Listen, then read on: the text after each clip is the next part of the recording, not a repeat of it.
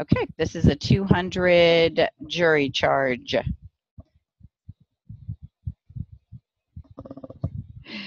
Ready, begin.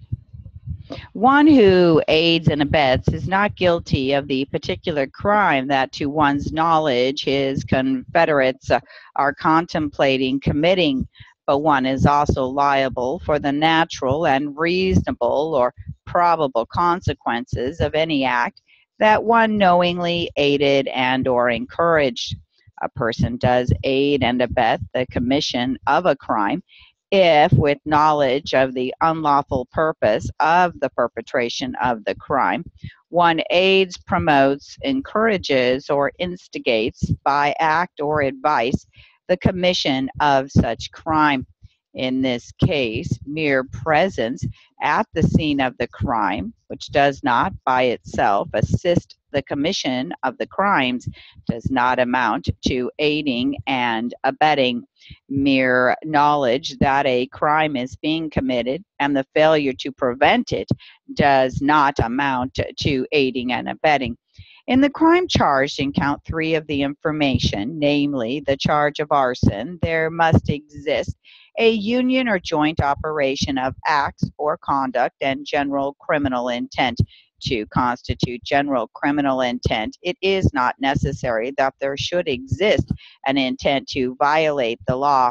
When a person intentionally does that which the law declares to be a crime, he is acting with general criminal intent, even though he may not know that his act or conduct is unlawful. The specific intent required is included in the definition of the crimes charged.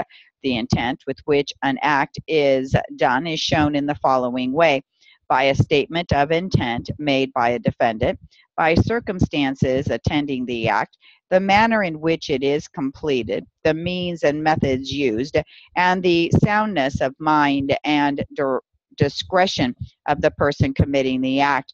For the purposes of the case on trial here today, you must assume that the defendant was of sound mind at the time of the alleged conduct, which, as it is charged, constituted the crime described in the information.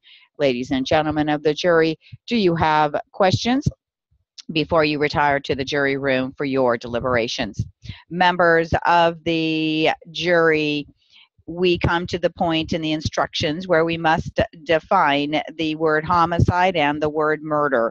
Homicide means the killing of a human being by another, either lawfully or unlawfully. As used in these instructions, the word homicide includes murder and manslaughter, which are unlawful, and the acts of excusable and justifiable homicides, which are lawful. The defendant is charged in count 1 of the information with the commission of the crime or murder, a violation of Section 284 of the Wisconsin State Penal Code.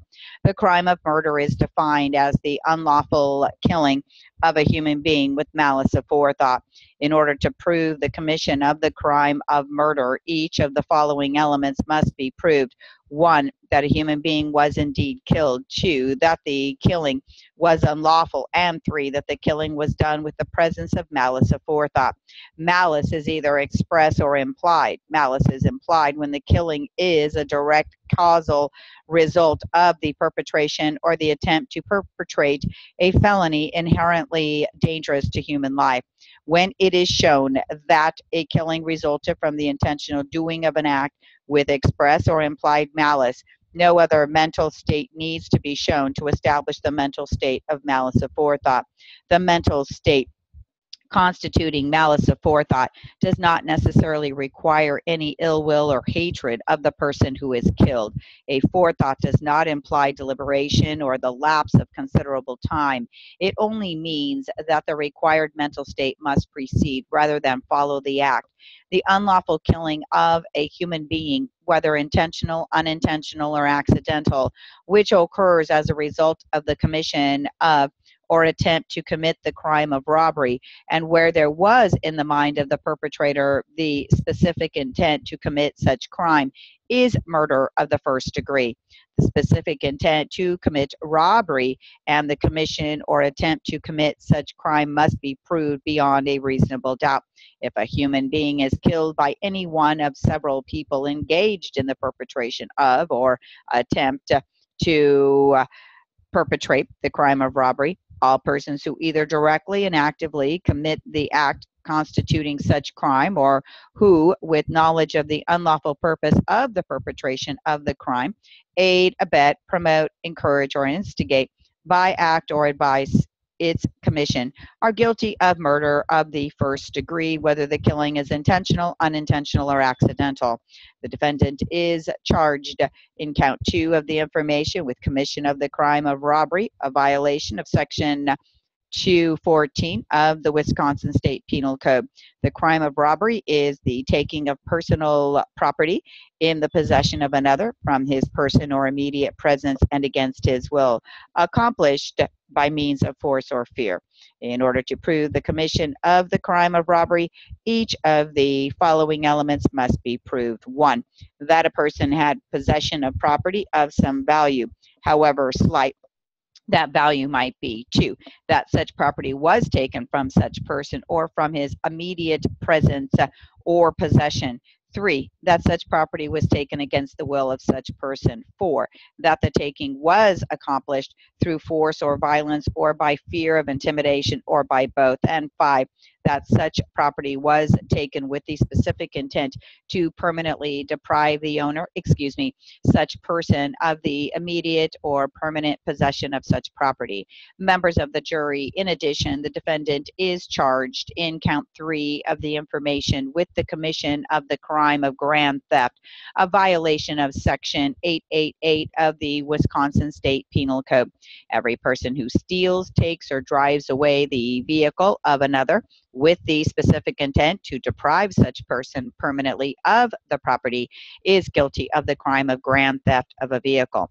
In order to prove the commission of such a crime, each of the following elements must be proved. 1, that a person took or drove away the vehicle that belonged to another person, and 2, that when such person took or drove away such vehicle, one had the specific intent to deprive the owner permanently of such property. Members of the jury, that completes my instructions to you. At this time, we will take a brief recess. Counsel and members of the jury, please return to the courtroom in 15 minutes for further directions from the court. Ladies and gentlemen of the jury, this is People of the State of Kansas versus Long. You have been instructed as to all of the rules of law that may be necessary for you to come to a verdict. Whether some of the instructions will apply in your deliberations will depend upon your determination of the facts that you have heard in this courtroom. You will disregard any instruction which applies to a state of facts which you determine does not exist. You must not conclude from the facts that any instruction that the court has given that the court is therein expressing any opinion as to the facts. You are reminded that both the people and the defendant are entitled to the individual opinion of each juror.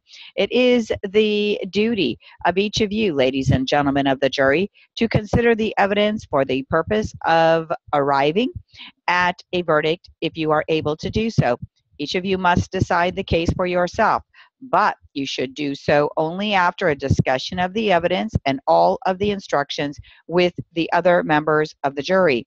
You should not hesitate to change an opinion if you are convinced it is in error. However, you should not be influenced to decide any question in a particular way because a majority of the members of the jury or any of the members of the jury favor one decision as opposed to another. The attitude and the conduct of the members of the jury at the beginning of their deliberations are matters of considerable importance in this trial. It is rarely productive or in any way good for a member of the jury at the outset to make some type of expression of opinion on the case or to state how one intends to vote. When one does that at the beginning, the sense of pride may be aroused and one may hesitate to change position, even if it is shown that the position that was taken is incorrect. Remember that you are not partisans or advocates in this matter, you are judges. In your deliberations, the subject of penalty or punishment is not to be discussed or considered in any way. That is a matter which must not in any way affect the final verdict. The written instructions now being given to you will be made available in the jury room during your deliberations. They must not be defaced in any way. Do not write upon them. You will find that the instructions may be either printed, typewritten, or handwritten. Some of the printed or typewritten instructions may be modified by typewritten entries or handwritten entries. Blanks in the printed instructions may be filled in by typing or handwriting. Also, portions of printed or typewritten instructions may have been deleted by lining out. You are not to be concerned with the reasons for any modifications that have been made. Also, you must disregard any deleted part of an instruction and not speculate either what it was or what is the reason for its deletion. Members of the jury, every part of an instruction, whether it is printed, typed, or handwritten, is of equal importance in the trial of this case. You are to be governed only by the instruction in its very final form or wording, whether printed, typed, or handwritten. In this case, there are two possible verdicts as to each of the counts. These various possible verdicts are set forth in the forms of verdict which you will receive. Only one of the possible verdicts may be returned by you as to any particular count. If you all have agreed upon one verdict as to a particular count, the corresponding form is the only verdict form to be signed as to that count. The other forms are to be left blank or unsigned. You shall now retire and select one of your number to act as foreman of the jury. The foreman will preside over your deliberations. In order to reach a verdict, all 12 jurors must agree to the final decision. As soon as all of you have agreed upon a verdict, you shall have it dated and signed by the foreman. Then, members of the jury, you will return to the courtroom with your verdict. Ms. Clerk, please swear the bailiff. Ladies and gentlemen of the jury and alternate members of the jury, you have been sworn and selected to be a juror in this case. I shall now instruct you as to your basic functions, duties, and conduct. At the conclusion of this case, I will give to you further instructions on the law. Please be reminded that all of the court's instructions given to you, whether given before, during, or after the giving of the testimony, are of equal importance. Your decision should be based on the facts and the law. You must determine the facts from the evidence that is received during the trial. Do not look to any other source for evidence. What is a fact? A fact is something that is proved by the evidence or by a stipulation. What is a stipulation? A stipulation is an agreement between the attorneys regarding the facts. You must apply the law that I state to you to the facts in this case as you determine them to be, and in this way you will arrive at your verdict. You must accept and follow the law as I stated to you. This is regardless of whether you agree with it or not. If anything concerning the law is said by the attorneys in their arguments or any other time during the course of this trial that conflicts with the instructions I have given to you, you must follow the instructions only. You must not be influenced by pity for the defendant or by prejudice against him. You must not be biased against the defendant because he has been arrested for this offense, charged with the crime, and brought to trial. None of those circumstances is evidence of guilt, and you must not infer or assume from any or all of them that he is more likely to be guilty than not guilty. You must not be influenced by mere sentiment, conjecture, sympathy, passion, prejudice, or public opinion or feeling. Both the people and the defendant have a right to expect that you will conscientiously consider and weigh all of the evidence, apply the law to it, and reach a just verdict regardless of the consequences. Statements that are made by the attorneys during the trial are not evidence. However, if the attorney or attorneys stipulate or agree to a fact, you must regard that fact as proven. If an objection is sustained to a question, do not guess what the answer might have been. Do not speculate as to the reason that the objection was given. Ladies and gentlemen of the jury, do not assume to be true any insinuation suggested by a question asked of a witness. A question is not evidence and may be considered only as helps you to understand the answer. Do not consider for any purpose any offer of evidence that is rejected or any evidence that is stricken by the court. Treat the evidence as though you never heard it. You must not independently investigate the facts or the law or consider or discuss the facts as to which there is no evidence.